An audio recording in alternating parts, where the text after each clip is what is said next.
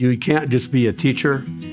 You can't just be a coach. You got to be firm, you got to be fair, and you got to be friendly. You've got to be able to develop relationships with kids. You've got to be able to talk to kids about their interests. And anybody can do that, but they've got to believe that you actually care.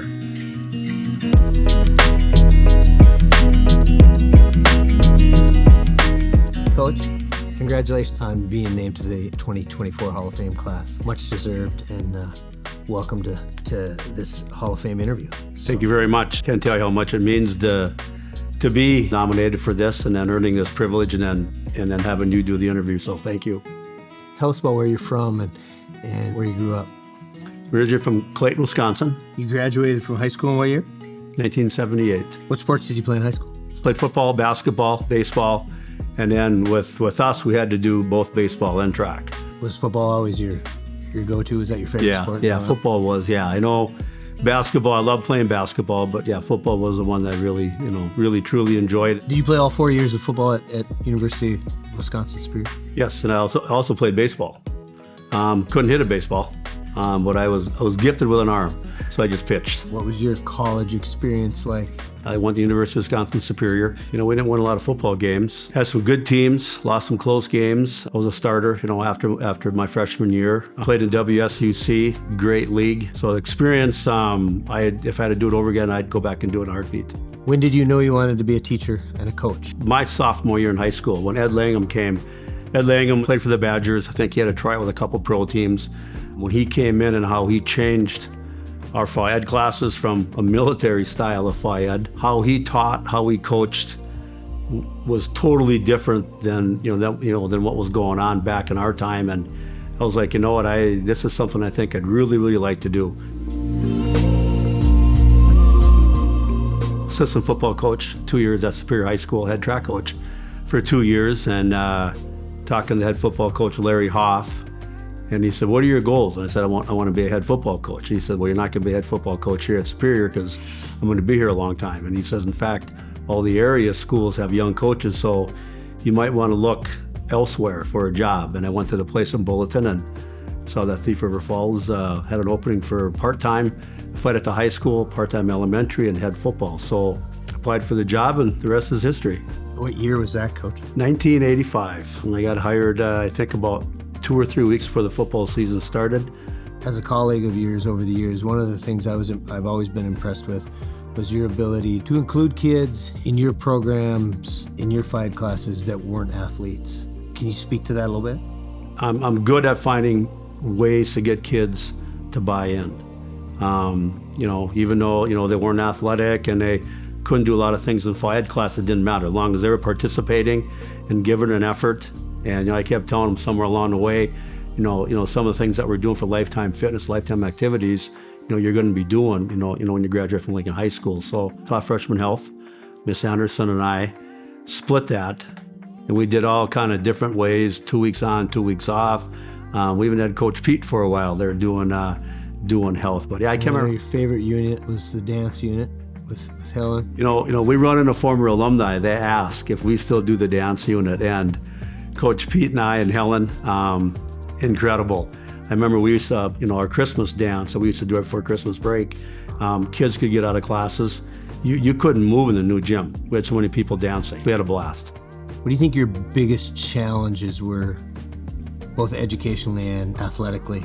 Well, I'll start with football first. The biggest challenge there was to create a culture that we could win. I needed to get our winter sport athletes out for football. I needed to get our spring kids out for football. I needed to get kids that probably weren't football players out for football.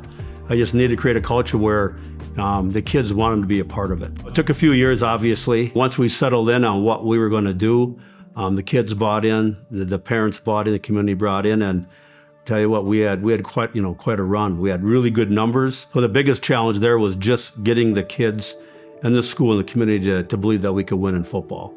And once that happened, it just took off. This right here, the weight room, has always been something that I truly, truly love. That's one thing that Coach Langham brought to my high school. Nobody else was doing, was lifting. So when I got here, we were only in the old bus garage, and I wish we had video and pictures of that place with planks coming from the school, going through the mud to get out to the bus garage. But that was our weight room. And So, I mean, we were really hitting the weights hard, back when I started. I always tell people this, one of our goals for football is we needed to get to the level of Fergus Falls, because Fergus Falls was kind of the cream of the crop.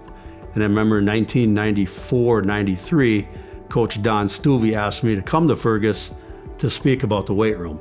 And I was in awe to be there, but I'm looking at Coach Stuvey and like, our goal was to get where you were. So obviously we got there and bypassed them, and I think that, that all had to do with the weight rooms.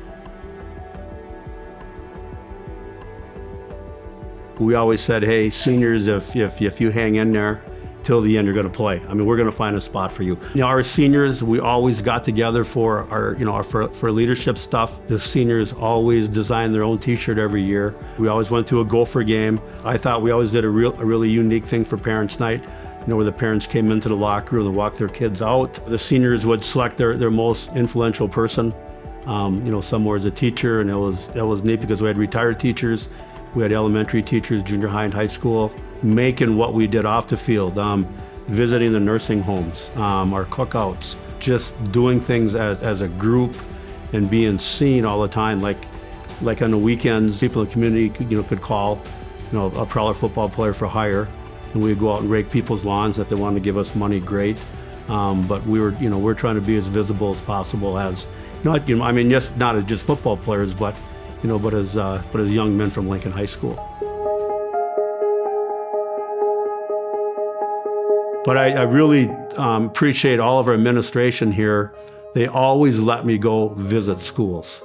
And they go, so why do you want to go there? Because I said, I want to watch what they do for FIAD class. I want to watch how they do their lifetime activity classes. And then just getting out there. And, I always tell the young coaches, we can get really set on what we do and get tunnel vision. But just be aware of what's going on out there, because there are some really, really good things that are going on. And you go out there and you steal some things from them. I could go over to Crookston and spend an afternoon with Drex and say, hey, what can I do better? Or Don Stuvey, and there was always people there that were willing to answer questions and help me. I can remember going to Blaine High School, when Dave Nelson was the head coach there. But the thing that I left with that day was, when I was leaving, he says, Coach, he goes, I think you'll like this. And at that time, he did a newsletter. He did a newsletter every quarter, and it was all it was to brag about your football players, with the grade point average, the A honor roll, B honor roll, what activities that they were in, and that was always on the front page. And to me, of all the things that we did to promote, that's one thing that I look back at. Our Prowler football newsletter probably went out and reached more people than I ever thought would ever happen. So it was just a way to promote kids. Lifelong learner. I think if somebody asked me about Coach Mumm, that's something I would say, they're a lifelong learner. Yeah, not forced. No by choice. No, I'm not sure where that came from. I don't know, but inside I always told myself if I stopped learning and I didn't want to learn anymore about how to make the weight room better, how to make my classes better, how to make football better, how to do things that weren't football related better and apply those, then it just wasn't fair to the kids. We're sitting in the weight room. You spent a lot of time in here. You and I have had a lot of good conversations in here. What's this place mean to you? I just think this: when everything else is equal, strength wins. This isn't going to make you a better athlete. That's where that sports-specific skills come in. You're one of the best basketball coaches out there, and the weight room's not going to make you a better shooter, better dribbler. You have to do those things. If you want to, be outstanding in choir, orchestra, band, you have to practice that stuff. Here is just getting in here, getting on a good, solid program. It's going to progress, it's going to challenge you. But I think of all the kids that played football for me, or basketball, or hockey, and wrestled and track, and all the girl athletes that have gone through here. There probably isn't one of them that have really excelled in high school or college that wouldn't come back and say that the weight room was their ticket. Honors received. Honors? Yeah. Okay. Well, being humble. Yeah.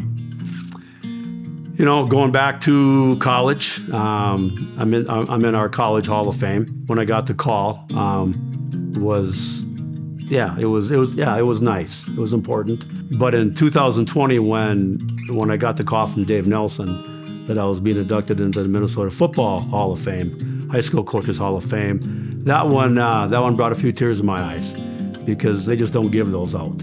And it's a group that, puts a lot of study and a lot of research into what they do. And so when I got that call, that one to me is like, all my peers, all the people that I coach with and against, all the people in our association, all the years that I spent with our association, they felt that I was deserving enough to be in the Minnesota Hall of Fame. So that one got me. It was also the Minnesota Strength Coach of the Year through our Minnesota Strength Coaches Association. I was in Chicago last year when I got that award. And that was pretty special too, because I know, granted, it's a new association, but for those strength coaches to nominate me and then be selected meant a lot. And then now we have this. You talk about the Hall of Fame for football meaning a lot. This one, when you got a hold of me, and you and I have been good friends for a long time, you talk about coaches. I remember when I got the call on this one and thinking about the wall, because I'd always take my kids from my class, my leadership class, and have them walk down the hallway and look at the people who were there, because a lot of our kids think it's just a bunch of athletes, and it isn't. It's businessmen, it's authors, it's photographers, it's musicians, it's singers, it's the history of Thief River Falls, the Wall of Fame, the Hall of Fame, what former grads have done. It's just, it's amazing. And to think that my picture's going to be up there, someone's going to walk through someday and go, that's Coach Mumm. I don't know. It'll make me start crying here. It's, pretty overwhelming. So, Congratulations. thank you very much, Coach. Love you. This was good. Thank you, Aaron.